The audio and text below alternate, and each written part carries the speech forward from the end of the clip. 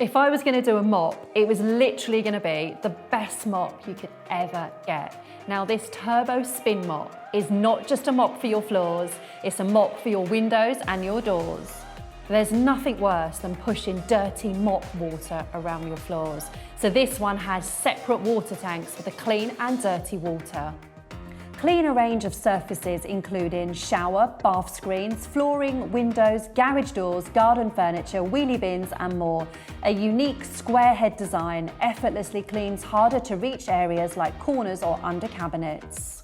360-degree spin cycle uses 13 high-powered aqua jets and dual bristle brushes to agitate fibres of the mop head, forcing dirt out and pushing clean water in.